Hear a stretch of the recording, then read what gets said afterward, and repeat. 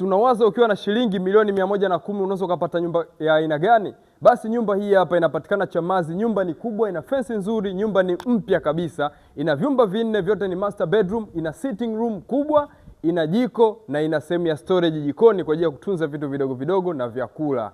Karibu sana nikuonyeshe jinsi ilivyo, ni nzuri na ni modern design.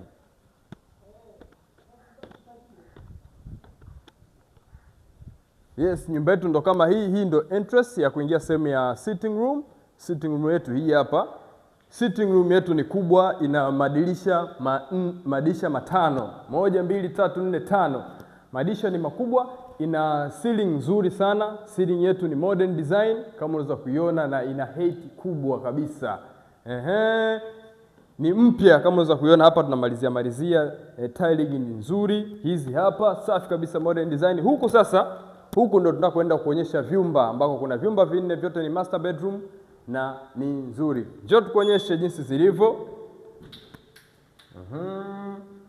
Yes, kwanza tukianza hapa ndo sehemu ya jiko. Sehemu yetu ya jiko hii hapa.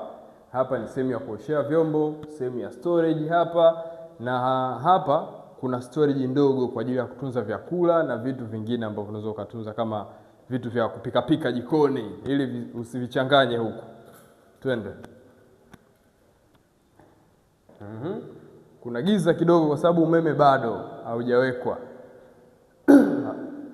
Hii ni chumba chetu cha kwanza. Kina choo kama hivi, bado wanamalizia kuinstall.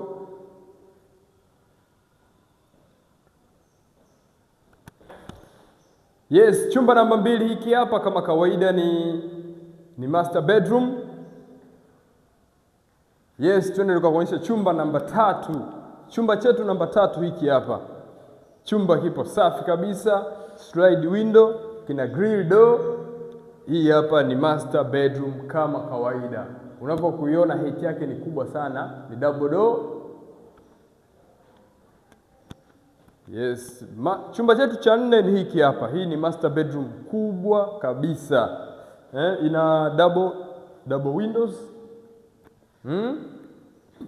Ni master bedroom kama hivi hapa. Namalizia kufanya installation ya sehemu za choo na nini na kila kitu. Shilingi milioni 110 unajipatia nyumba hii hapa. Nyumba ni mpya, ukiingia wewe ndo mtu wa kwanza. Kama uko nje ya nchi, kama uko ndani ya nchi, karibu tembelee ujionee nyumba hii.